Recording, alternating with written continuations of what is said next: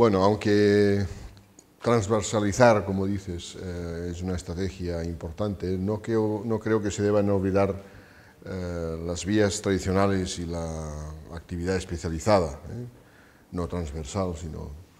Pero en cualquier caso, yo creo que el gran reto para transformar la realidad, para acercarse a los objetivos del milenio, para cumplirlos, tiene que ver con los grandes cambios. Y los grandes cambios requieren del diálogo, del consenso, de la interacción con otros sectores, otros poderes, otros perfiles y otras dimensiones de la realidad.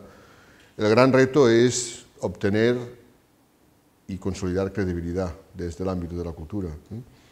Y eso significa tecnificar el sector, expresar deseos, opiniones, proyectos que sean creíbles, rigurosos, fundamentados en datos, y eso evidentemente está en relación con la necesidad de desarrollar un sistema de información y de indicadores que permitan demostrar la importancia de la estrategia de desarrollo basada en la cultura para obtener esos dos grandes resultados, que es prosperidad, riqueza, lucha contra la pobreza y, por otro lado, felicidad, dignidad, la libertad inherente a los individuos, a los pueblos, respetando su diversidad, ¿no? Por tanto, el reto es conseguir el respeto y la capacidad de interlocución con otros sectores, y una vía es la tecnificación de la propia actividad, de las diferentes profesiones de la cultura, pero sobre todo el hablar y operar y planificar desde los datos, las expresiones ciertas y no solo las intuiciones, ¿no?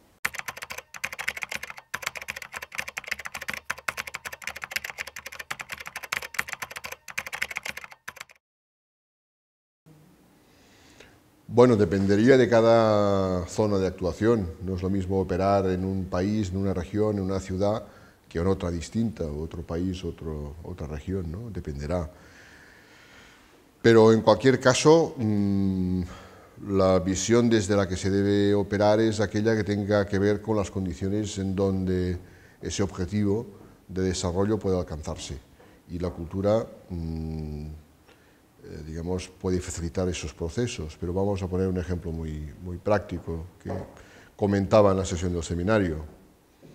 La música se goza mucho mejor sin hambre, igual que la poesía o el arte en general. Las prácticas culturales deben ir parejas al progreso económico. Y por tanto una prioridad sería intentar buscar cómo desde la cultura se puede fortalecer una visión de futuro, generar confianza, autoestima y oportunidades de desarrollo medido en términos de ocupación, empleo, creación de riqueza y creación de oportunidades, ¿no? ¿Qué propuestas promover y proponer para garantizar un éxito? Dependerá del entorno y del diagnóstico, pero yo creo que aquellas que tiendan a fortalecer la visión política, creo que la cultura, creo que la política, como nació y como deberíamos entenderla y por tanto como deberíamos recuperarla, es una expresión suprema de la cultura. Política es el sistema de relación de los muchos, ¿no? De la polis, de la ciudad. Política viene de eso, de polis. Polis tiene que ver con el concepto de comunidad, muchas personas, y por tanto la cultura es en sí misma una expresión de los deseos, de las maneras, de los procedimientos y por tanto de los valores, de los derechos, de las libertades, de los principios y de los objetivos de una comunidad. La política, por tanto, debería ser, otra vez, debemos recuperar el concepto clásico, primigenio, como expresión máxima de cultura, ¿no? Y al mismo tiempo la política tiene en la cultura no solo un instrumento para buscar las razones para promover y priorizar, sino la justificación en relación con los valores. Yo creo que, en definitiva, un elemento fundamental es que la cultura sirva para hacer propuestas que siempre serán transversales en cuanto se refieran a objetivos del milenio, porque la realidad es compleja, es transversal, no se puede cambiar una realidad concreta solo desde un ámbito sectorial. pero luego evidentemente deberá incorporar estrategias que en algunos casos serán sectoriales o especializadas, ¿no? El cómo se debe abordar dependerá del entorno, ¿no? Ese es un tema que varía según el lugar donde estemos operando, ¿no?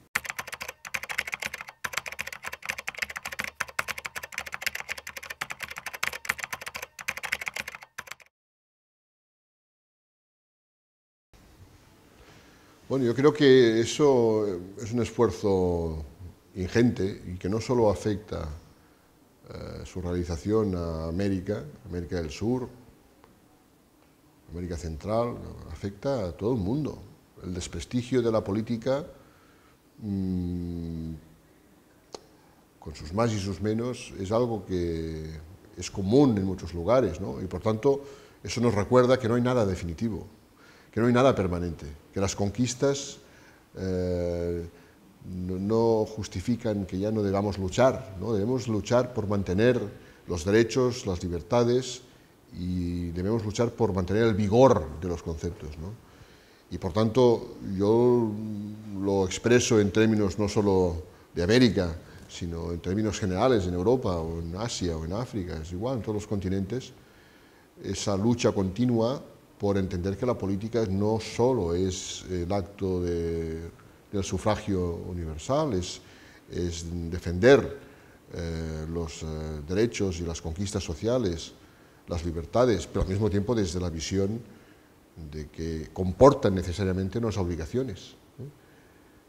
No es solo cuestión de derechos, es cuestión también de obligaciones, porque vivir en comunidad comporta las dos realidades.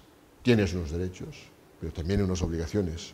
Y aquí entraríamos en temas muy diversos, desde las obligaciones de contribuir con tus impuestos en el bien común y lo que armoniza la convivencia, hasta, por supuesto, entender que tu participación en un debate social, en un proyecto, tu actitud individual puede ayudar a cambiar realidades colectivas, ¿no?